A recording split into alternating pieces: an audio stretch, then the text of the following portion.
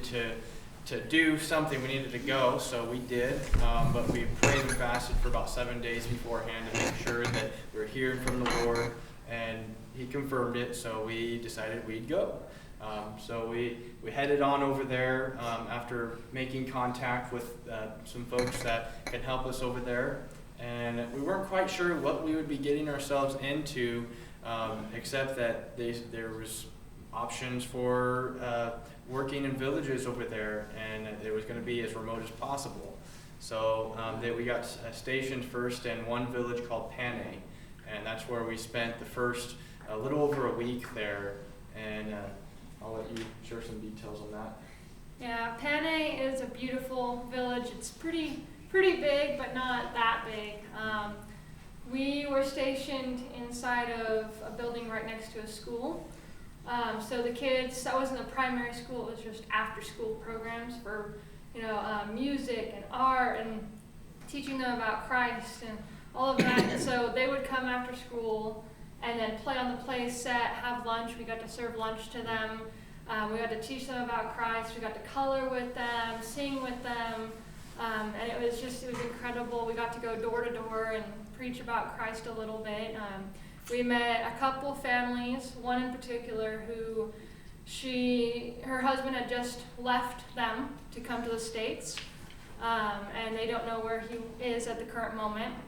And then another family we met that was 2 cute little boys and what I thought was their mom, but it's actually their aunt. And their parents had just up and left them. And that happens quite a bit, especially with the fathers. They will leave their families to come to America and never go back. Yeah. Because America has better opportunities, they feel like. So they'll just completely distance themselves and then work over here and just get a whole new family. So we got to see a lot of those kids. That was pretty fun though. I learned a hard lesson. I am too big for jungle gyms. And never play tag with him with the children because he cuts corners too sharp and I cut my corner and was wearing shorts and scabbed up my knee. The mosquitoes were bad, but not as aggressive as we expected. We had bed bugs and scorpions that were massive, spiders. We saw a baby scorpion too. But with all of that said, I was very happy to be there, and I would gladly do it again, especially in Panay. Yeah, Panay is a remote mountain village, and it's a completely, it's not an official village. Like it's got like 1,500 people living up there, but totally unregulated by the government and the police or anything like that. So, it takes a while to drive up there. You need 4-wheel drive, and after you creep up there, for the long ways, then you eventually find people living up in this place, and it's just incredible. And they managed to get a little Bible school up there in this unofficial place. Yeah. And the people there, they let their kids go, and they try to encourage the kids to the parents to come with their kids, but the parents just don't. And unfortunately, it gets dangerous there at night as the time goes on. So we were being warned we need to kind of wrap things up around 4 to 5 and start staying back to where we were initially staying. And but it's a very interesting little village, and it connects to other villages that we're able to visit. So we had a lot of freedom to go house to house. The translators and the people treated us like angels, basically. It was really incredible. They're very, very humble. They always were like say, anytime you want to do anything, just let us know and walk through the village. We'll go house to house. They wanted to take us to other villages and show us some other places, so we got to go and share at various different villages and go to the houses there. In Panay, we felt like we were staying a little long there at first, but it was okay. The people there are not stingy with their kids at all, so they're like, "Oh, it's fine, play with them. You want me to play with them?" We were their nannies. Because it's hard in America because people are often really protective, but they're like, "We want you to play with our kids," and they were having a blast. They're having so much fun. They're like holding their stomach and laughing so hard, and some of the things, swinging them around and things like that. but most of all, building relationships with people, getting to share the gospel with people in this village, and then building relationships with the translators and the people that were already the locals working there, the local Hondurans. Unfortunately, though, we run into a situation where there's apparently some groups that are coming up there, but it's usually a few old folks, and they come there and they're only staying there for like a few days at a time for like maybe maximum 4 times a year. So the place that they have set up for missionaries to come out there is vacant most of the year. And there's a lot of beds. Oh my. So, and they stick to the program, and we were seeing this like barrier between the interpreters and the people, some of the people that are working there that we're working with, and we had to break through some walls with that to help them understand that we're not there to work on our own separate program. We're there to work together with you guys. And they gave us time to be able to preach at their church that they had there. There's 3 churches in that village. One of them is a Catholic church, and the other one we don't know much about. But there's still like 1,500 people, but only maybe about 20 to 50 going to each one. So there's still a lot of uncovered ground there, not counting the other villages that are connected to there as well. So we were able to break down some walls when we preach at the church there, and explaining to them basically that we don't see ourselves better than you. We're not. Because when they see Americans, they go, oh, you rich, you have everything. We must have to listen to you because you know all these things. It's like, no. We're here to mutually learn from you as well, not just come and teach you, but see what we can learn from you guys as well. And it was really breaking down some walls, and that later became evident when we were able to go 10 hours to the other side of Honduras and do some work over there in some villages. Yeah. So when we went, because we started in Ciguatepeque, which is a beautiful area, but it was time to move on after like a week and a half of being in Panay.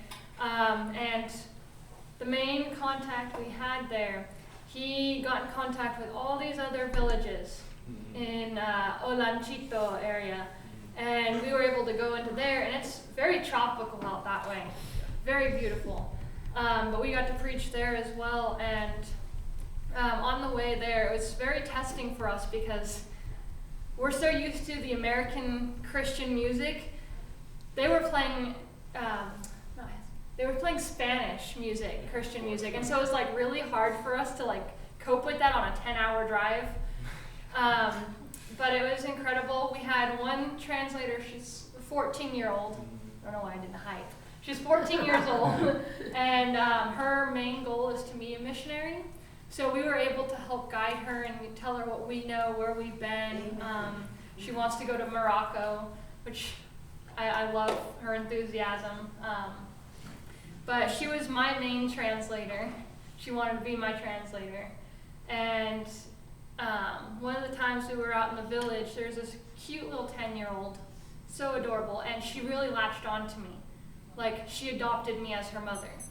Now, she has her mom, we found out, but there's these 3 guys that come and get drunk, and they live right next to the church. And her grandma lives there, her mom lives there. Well, these 3 men physically abuse them, and they play music, really awful music, because she's mentally ill, and it triggers her to dance for them. And so while she was hanging out with us, learning about Christ, watching the Jesus film, she would hear that music and it would trigger her. And she would start dancing. There was times where we had to physically hold her so she wouldn't dance. She was cursing them, threatening that she would kill them one day when she got old enough. She threw rocks at them. And it was really heartbreaking. But in situations like that, we had to remember we can't do anything physically. We couldn't take her out because those villages are so remote, the government has no control. It's only control through the villagers themselves. So watching that, all we could do is tell her about Christ and try and guide her and love her. And she was wanting to go back home with us. And while we were in the truck, she tried to get into the truck to be with me. And she was in tears crying. But to get to that village, you had to go over what was considered Honduras' dangerous bridge, the most dangerous bridge ever. That bridge got wiped out by the river, and they had to rebuild it, so it's a little sturdier, but it's still pretty dangerous. It's just metal that could collapse at any moment. But Ben and I were riding in the back of the truck. I almost called it the Pala, because that's what it's called in Spanish. And then on top of that, we were going to other villages that you had to cross through a river by foot after driving a couple hours that was knee deep. So we're carrying Bibles and extra things for the villagers over there and just sharing about God. I mean, some of these villages on a non-Sunday, they would let us preach up to an hour, just sharing. I mean, in Panay, the guys, the pastor, said, I loved what you guys said this day. I want you to share again because they need to hear this.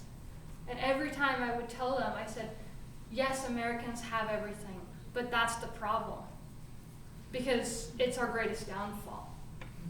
We have wars. We're starting to have famines. We're having droughts. You know, people are starting to bomb churches. They're starting to bomb just random buildings.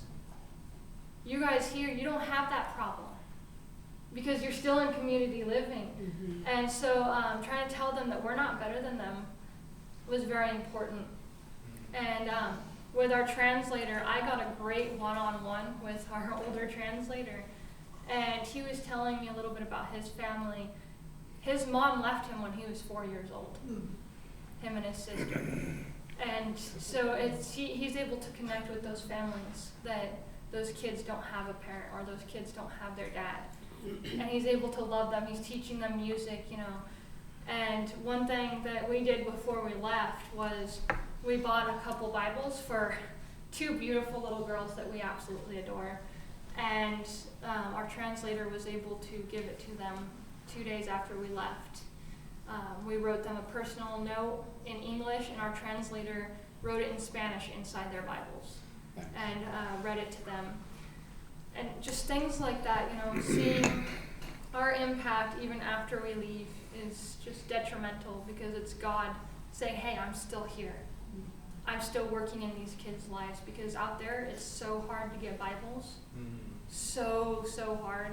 Some of these places, like one of the villages we went to, we were driving up the mountain, everything was great. Well, on the way back, our connection, he's told us that in that spot particularly where we stopped, there used to be no road. He and his buddies, they used to hike up and down constantly, and one day, his friend had a heart attack right there, just from hiking. And died. Yeah, and died right there. So that's his little memorial is just one spot. But it's like you're thinking about these and like, we have roads. We have roads everywhere. We've got, you know, we don't have to deal with dirt. We don't have to deal with potholes unless we go on dirt roads. And they're not even that bad. But out there, it's just concrete. It's like clay. It's so hard to fix. And just knowing these stories and seeing that things happen, like on that dangerous bridge, we were told, I was told by our translator, our little translator, that people would fall off that bridge constantly. Cars would fall off that bridge. They would crash. And knowing that we're riding in the back of the truck, going over that bridge, I'm like, and then she's like, oh, what would happen if the bridge just collapsed? We would die right here. I'm like, don't say things like that. Please don't. We're going to make you terrified. But they are working on it, and knowing that they want to hear about God is very important. Like even in our last village we went to was Santa Rosa, and it's straight, I'm going to say it right now, it's straight black people. And they don't just speak Spanish, they have another native tongue there as well. It's called Mosquite. And so it's like we have to use translators to translate to be able to say it to the other. And then another one was Pesh. That this woman only spoke Pesh. So it's like we had to use, Ben was speaking at that time. He had it translated to Spanish, and our Spanish translator had to have it translated to Pesh. So this gal could hear about God, and right there she received Christ. Awesome. Wow. Right. But we saw a lot of people come to Christ in Honduras, and I'll let you say about the story about the man, because I was busy washing my hair with our translator. Yeah, I mean, we went to well over a dozen villages on the other side, and saw a lot of different situations. We had to cross rivers to get to some of the places, hike long distances. Speak louder. We would find ourselves walking across rivers, hiking long distances to get to some places, and then there'd be villages in these places, and people, they always want to hear from us. Oftentimes we couldn't bring them very many Bibles because they're very expensive over there, but we brought them what we could and bring them supplies, the various things, and go into these places, and it's very different. A lot of people, you go into these villages and they're carrying machetes everywhere. The guys are always carrying a machete. I went door to door with a translator at one point and was walking through, and just in a 2-hour span, we walked past 7 different guys with machetes in their hands. So they said, "Don't worry. They're usually just self-defense that they're carrying it." So to prove that, I took a picture of one walking it with one, and then afterwards I called him over, and then I asked him with the translator if I could have a picture with him, and as soon as he knew, he put the machete down on the ground to show me that he had no intentions of hurting me with it. So it's a real interesting situation. But one of the villages we went to, these guys, they walk long distances. Like the pastors of some of these places, they walk 6 hours on a regular basis to go and reach the houses that they're just simply too far to come to the little church that they have set up. So in some of the places, it's just their house. They meet outside and just meet right outside the house, and where we could share the Jesus film with them, and use different languages to speak to them, and see people wanting to receive Christ on the regular in these places. And they're always so open to hearing it. Like in the one village where everybody is, they're all black. I was really shocked to find that there, but it was really cool too at the same place, because our main guy who had set up some of these trips, he was saying it's going to be like Zambia for you guys. Just wait.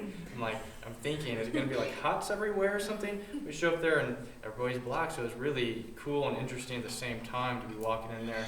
Except they all knew Spanish, and I think it was called mosquito or something, the language.